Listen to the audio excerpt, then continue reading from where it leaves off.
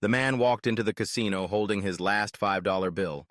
He approached a slot machine, pressed the button gently, and to everyone's shock, he hit the jackpot. Red chips burst out like a stream. But he didn't stop there. He moved to the blackjack table, and within moments, his pile of chips had multiplied again. From just $5, he had turned it into $200,000 in only a few rounds. The crowd around him watched in astonishment at his surreal streak of luck. The casino had taken notice. The owner, coincidentally in the surveillance room, sensed something was off. Though no clear signs of cheating were visible, his instincts told him something wasn't right. He ordered his men to investigate the player's identity.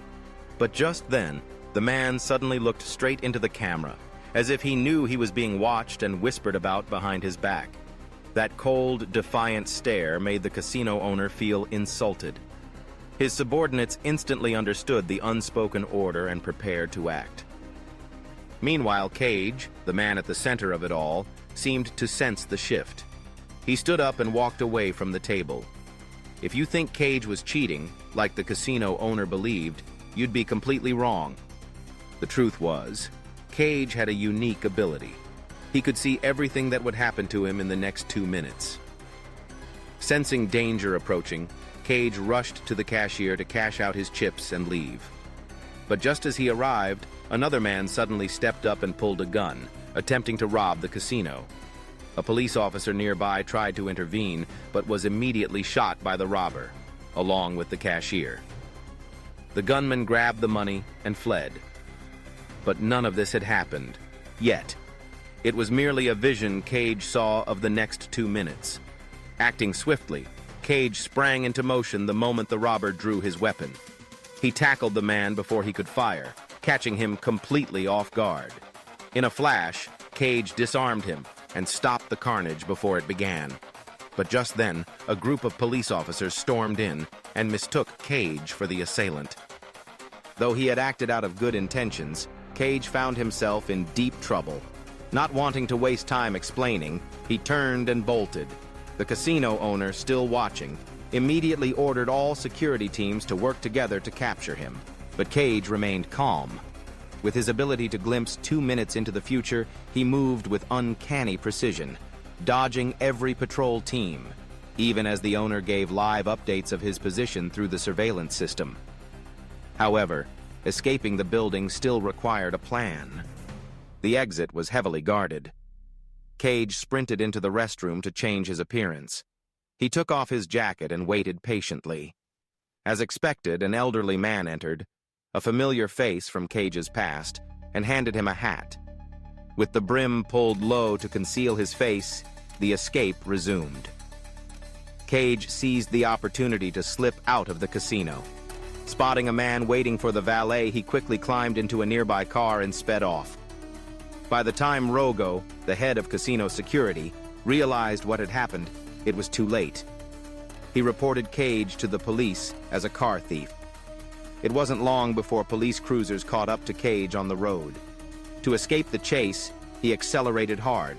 But suddenly, a train emerged from the crossing ahead, about to collide with his car. Of course, it was only a future vision. With precision timing, Cage pushed the car to 120 kilometers per hour, narrowly avoiding the crash. Though he escaped unscathed, his ability to foresee the future had now been exposed. And that caught the attention of federal agent Callie Ferris. While Cage was later relaxing with friends, playing a casual game of pool at home, Ferris appeared without warning. She asked for his cooperation, urging him to use his unique power to help track down a dangerous terrorist group. The group had stolen a nuclear warhead and was preparing to strike Las Vegas. The FBI had searched for days without locating the bomb, but Cage refused to help, explaining that he could only see events that affected him personally, and only within the next 2 minutes. Thinking he was being deliberately uncooperative, Ferris signaled her agents to surround and arrest him. But once again, it was only a vision Cage had seen. Thanks to that, he managed to escape moments before the FBI arrived. Unfortunately, Ferris's bold move had unintended consequences. The terrorist group took notice. Tracing her actions back to the source, they interrogated Rogo, the casino security chief, to learn who Ferris had been after. Before long, they discovered Cage's extraordinary ability. Fearing he might sabotage their operation, the organization sent assassins to eliminate him. Meanwhile, Cage was sitting quietly in a small diner. A few days earlier, something remarkable had happened. He had seen beyond his usual 2-minute limit. In that vision, he saw himself meeting the love of his life, right here. He had never met her before, but in that glimpse of the future, he fell in love instantly. At exactly 8:09 a.m., fate brought her through the door. Her name was Liz. As she walked in, Cage locked eyes with her, certain that this was the woman he had been waiting for. And so began his most delicate mission yet, using his unique power not to escape danger, but to win a heart. The first attempt was simple. He asked if she'd like to sit with him. She politely declined. He reset. The second try, he commented on the coffee, asking if she thought it tasted strange. She suggested he ask the staff. Strike 2. Third time, he pulled out a cigarette and asked for a light. She shook her head. No spark there either. But something shifted. Just then, Liz's ex-boyfriend barged into the diner and started bothering her. Cage saw an opening. He thought, maybe this was his moment to be the hero. He envisioned stepping in, defending Liz, earning her gratitude. In that vision, he effortlessly dodged the ex's punches and subdued him in seconds. But that version of events ended poorly. Liz was shocked by the violence and stormed off. So, back in the present, Cage made a different choice. This time, when the ex threw a punch, Cage didn't dodge. He let it land squarely. Bloodied but calm, he played the part of the harmless bystander. Sure enough, Liz stepped in. Furious, she told her ex to leave, then gently dabbed Cage's lip with a napkin. It worked. Sensing her sympathy, Cage told her his car had been stolen and he had no way to get home. Liz offered him a ride, just like in his vision. As they drove, Cage subtly fine-tuned the conversation using his foresight, steering the words that made her laugh, the silences that made her feel seen. Trust blossomed. Later that evening, heavy rain forced them off the road. They found a roadside inn with just one vacant room. Cage offered to sleep in the car, lighting the fireplace before leaving the room, just to make sure Liz was warm and comfortable. His quiet chivalry, his thoughtfulness, it all worked like a charm. For the first time in a long time, Liz felt safe. And for the first time in his life, Cage wasn't running from something. He was simply falling in love. The next morning, Liz stepped out in her bathrobe, completely at ease. Cage, with a soft smile, folded a napkin into the shape of a rose and handed it to her. That small, tender gesture touched Liz deeply. Her heart fully surrendered. But just as they were savoring that quiet, intimate moment, Cage suddenly saw a vision of the future. FBI agents and a criminal organization were closing in to arrest him. Knowing danger was imminent and wanting to protect Liz at all costs, he finally told her the truth about his gift, the ability to see exactly 2 minutes into his own future. After gently helping her understand and calm down, he gave her a note with instructions and asked her to follow it closely. Then, without warning, Cage leapt off the cliff outside, setting his plan in motion, drawing attention away from Liz to keep her safe. Sure enough, the FBI teams nearby converged on the area, surrounding the cliffside. At the same time, snipers from the terrorist group were already in position, ready to shoot him on sight. But Cage had already seen all of this coming. At that very moment, Liz started carrying out the plan. She started her car. It all made sense now. Cage's idea was to use chaos as cover. Liz's car shot forward and crashed into the machinery at the edge of the cliff. Equipment tumbled down, triggering a cascade of debris sliding down the hillside. The agents were caught off guard, pinned by falling wreckage. The snipers lost their line of sight. As the dust began to rise, Cage ducked under a falling vehicle, sidestepping danger with flawless precision. Sliding and running downhill, he dodged every collapsing beam and tumbling log with ease. Just as he reached the bottom, Agent Callie was already waiting for him. But before either could speak, a thunderous rumble echoed above them. Enormous logs now rolled down the slope straight toward them. Callie didn't move. She knew that, under normal circumstances, she would never be able to catch Cage. This time, she was gambling on his conscience. And she was right. Cage threw himself toward her, shoving her out of the way just in time. But he paid the price. A log clipped him, and more debris crashed down, pinning him beneath splintered wood and steel. Wounded and exhausted, Cage was taken into FBI custody. They placed him in a secure interrogation chamber, using a special device to keep his eyes open. He was forced to stay awake, watching constant news feeds, asked to scan the possible futures, hoping his power would reveal signs of an impending nuclear attack. Though reluctant, Cage focused all his attention. Suddenly, his body tensed. Panic filled his voice. He had seen a horrifying future.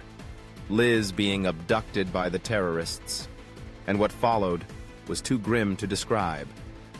There was no time. Desperate to stop it, Cage begged the agents to let him help. He turned to Callie, pleading for her to release him so he could prevent the catastrophe. But she refused. The risk was too high. Cornered, Cage had no choice. Using his foresight, he predicted each move of the guards around him. In seconds, he overpowered them, maneuvering effortlessly through each blow and strike before they even landed. The man who once only wanted to disappear now had someone, worth fighting for. Sensing that a backup team was approaching, Cage quickly took cover in the shadows along the wall. He waited for the perfect moment, then struck with ruthless precision, disabling the first attacker in one swift blow. In a blink, he hurled a baton toward the corridor, hitting the exact spot where another enemy was about to emerge. The man dropped instantly.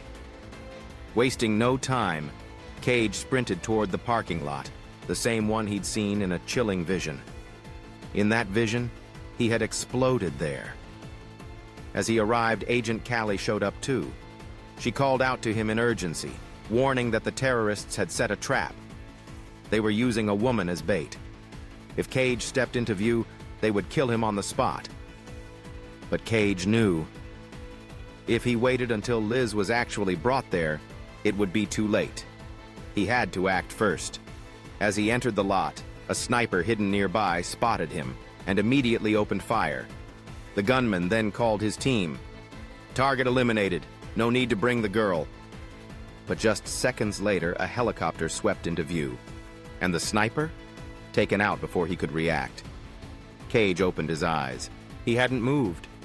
He hadn't even left his cover yet. It had all been a simulation, one of countless futures he had mentally played through. This was the one that would work. He had baited the killer to expose himself, and now the real mission could begin.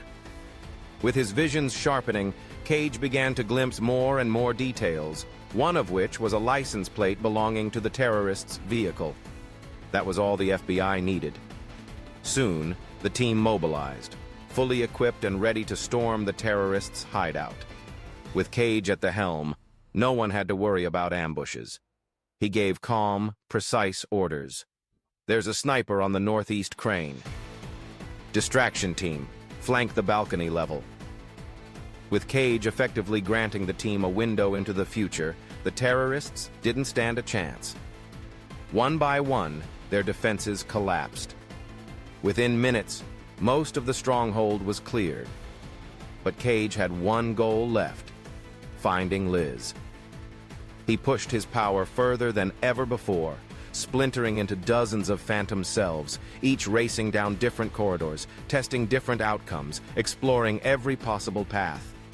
At last, They located the leader of the terrorist cell.